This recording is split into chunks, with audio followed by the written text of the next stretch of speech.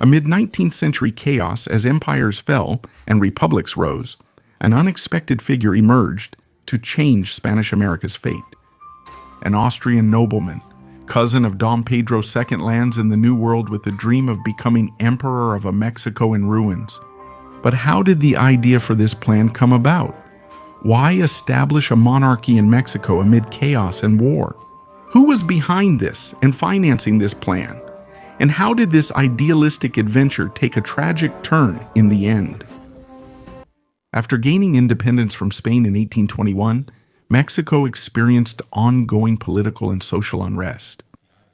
The country started as an empire, with the revolutionary junta proclaiming General Agustín de Iturbide as emperor, but due to a lack of legitimacy, the would-be emperor was later deposed and executed by firing squad. And since the fall of the Mexican Empire, the country became a republic and descended into real chaos. The country changed presidents more than 36 times in just over 40 years of independence.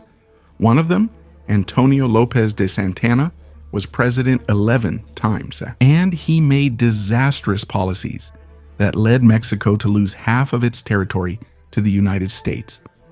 So Mexico was a divided, defeated, bankrupt country full of internal conflicts. And the situation in the country gets even worse with the rise to power of an ambitious liberal politician named Benito Juárez. The liberals in his party, through the Lerdo Law, had forced the church's property to be expropriated by the state and sold to private individuals. This way, the state would profit from the sale and also from the taxes on those properties, which didn't happen before since the church didn't pay taxes. In addition, the church was forbidden from buying properties that were not for religious purposes, and many indigenous people who had communal lands ended up having to sell their land to large landowners, which further increased inequality in the country. The liberals, however, believed that these measures were synonymous with progress and that the church and indigenous people owning property was a sign of backwardness. And faced with the constant wars that Mexico was fighting and the frequent instability and lack of money, one of Juárez's actions was to declare Mexico's inability to pay its debts to the European powers. And among the biggest creditors was France itself. The French, just like the Spanish and the English, had lent a lot of money to Mexico to finance its self-destructive wars. Now, the Juárez government was preparing to default on its creditors. In addition to that, the dissatisfaction of Mexican conservatives and the church, who were against Juárez's measures, was echoing throughout Europe. And they were calling for instability in a country filled with conspiracies and misery everywhere. And with that, Napoleon III is invited by the conservatives to intervene in Mexico with French troops. But the French emperor didn't just plan to invade Mexico to collect a debt. He planned to bring Mexico into the French sphere of influence. Thus, in 1861, the Convention of London is signed, in which Spain, the United Kingdom, and France would blockade the ports of Mexico. But realizing the French interests in creating a puppet state, the other powers withdrew, signing treaties with Mexico and settling for receiving the debt in smaller installments over a longer period. But France did not. It occupied half of Mexico and even managed to occupy the capital, Mexico City, there under occupation. The French needed to establish a government to gain the support of the Mexican people, and one way to do that would be to enthrone a pro-French leader. Napoleon's idea seemed brilliant. The United States was immersed in a terrible and costly civil war, and therefore unable to do anything. Mexico, on the other hand, was plunged into misery. With an endless institutional crisis, Mexico was deeply immersed. The Mexican Agustín de Iturbide had suffered since he was a general turned emperor, and therefore did not have the necessary legitimacy. But would Napoleon III solve this problem by bringing a descendant of the House of Habsburg to the Mexican throne? The Habsburg dynasty ruled the Spanish Empire at its height for more than 200 years until it lost the War of the Spanish Succession in 1714, with the Castilian throne becoming the monarchy of Lisbon. the Castilian monarchy. In this way, Napoleon would be able to achieve several objectives at once. He would bring Mexico into the French sphere of influence, while at the same time pleasing Mexican conservatives and presenting a good image to the Pope by fighting against the Mexican liberals. He would also bring another monarchy to the Americas, alongside the one in Brazil, to show the world monarchy was the best government. His plans called for France to become a modern state, one showing that the best destiny for the republics of America would be to become monarchies and not follow the American model of a republic, creating another great sphere of power in the region. And the monarch invited to take the throne would be a young ruler from northern Italy named Maximiliano, who was the younger brother of Francisco Jose, Archduke of Austria.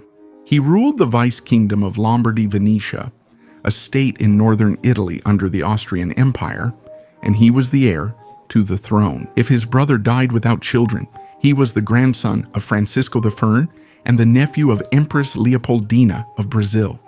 Thus, interestingly, he was a cousin of the young Emperor Pedro II, who reigned in Brazil, being only 7 years younger than the Brazilian monarch. Maximiliano initially declined the Mexican conservatives' invitation, saying he'd only go if it was the people's will. But after a plebiscite held in Mexico City, in which the people expressed their desire for a monarchy, he not only accepts the invitation made by the conservatives and the French emperor, but also immediately begins to study the culture and language of his new homeland. And in 1860, Maximilian pays a visit to his cousin, Pedro II, Emperor of Brazil. In fact, in the accounts of the young Princess Isabel, she states that Maximilian had a manner very similar to her father's. And Maximilian's arrival in Mexico is filled with hope. Even some opponents hope that the arrival of a powerful monarch would put an end to the countless civil wars that had plagued the country since its independence. Maximilian was dazzled by his new land. The emperor enacted unprecedented laws that protected farmers and the indigenous languages of Mexico. He even learned Nahuatl, one of the 7 languages he learned to speak, and established this indigenous language as the second official language of Mexico. But to appease the liberals, he ended up choosing to maintain the agrarian reform decrees established by Juarez.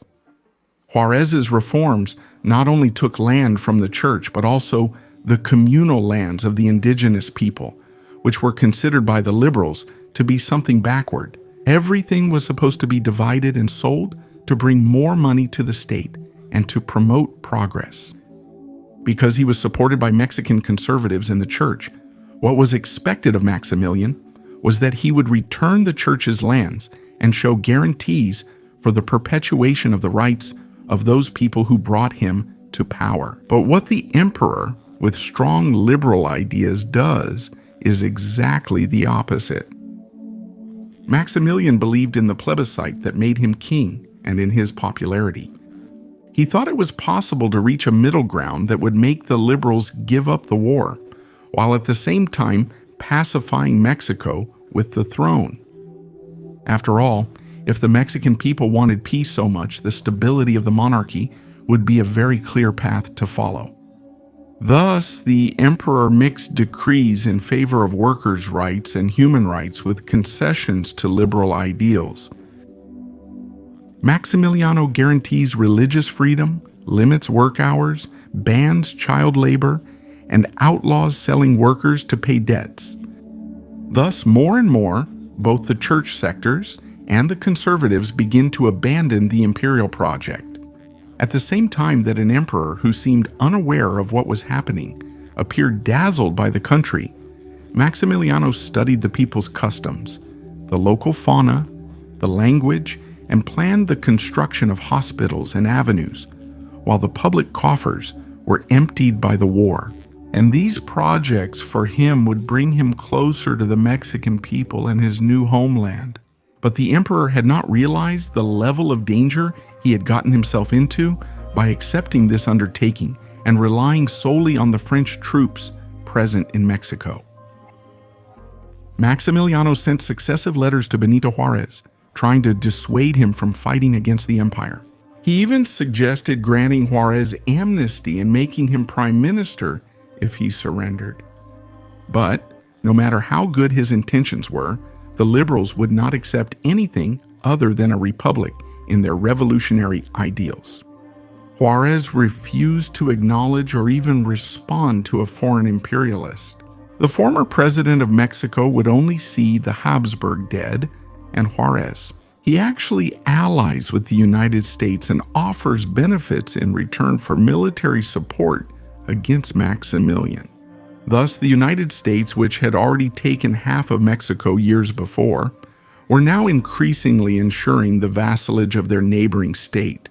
And the Mexican monarchists and conservatives, who should have been friends of the emperor, were increasingly against him. Over the years, the situation that once favored France and Maximiliano was completely reversed. The United States came out of the Civil War with a strong arms industry that was sending weapons to the Mexican liberals, and France was devastated by debts and by the growing tensions that would lead to the Franco-Prussian War. Feeding an active army for years on the other side of the Atlantic was draining the French and American coffers day by day. Through the Monroe Doctrine, Monroe began to pressure France to withdraw its troops from American territories, which in practice replaced one imperialism with another. Napoleon III changed everything by abruptly pulling the French army out of Mexico. Without backing from conservatives in the church, Maximiliano's situation becomes very fragile. Thus, Empress Carlotta, his loyal helper, goes to France to negotiate with the Pope and Napoleon III so that they would send troops again in favor of the empire. And, meanwhile, more and more troops were arriving from the United States, which made the liberals advance against the troops of the empire and the Emperor of Mexico. Thus abandoned, he considers fleeing the land, but before boarding he receives a letter from his mother, Sophia of Bavaria. And in the letter, she says that a Habsburg never abdicates if necessary, a Habsburg. He dies with his own empire, and that's what Emperor Maximilian decides to do. Even though he could escape, he chooses to die for his empire. And this is represented in Jean Paul's painting, depicting Maximilian's final moments in the painting. Facing certain death, he comforts the priest and his admirers before his execution. In front of the firing squad, he utters his last words. "I die for a just cause, that of the independence and freedom of Mexico. May my blood seal the misfortunes of my new homeland. Long live Mexico." And so the emperor is executed by firing squad as he requested. The bullets hit his heart, but not his face, so that he could be recognized by his mother, his wife, Carlota. As time passes, she fades in Belgium, clinging to her husband's heroic image. And she ends up developing mental problems, constantly arguing with herself in the 5 different languages she spoke. But perhaps the most impactful critique of Maximiliano's story is in the painting The Execution of Maximilian by the Frenchman Edouard Manet.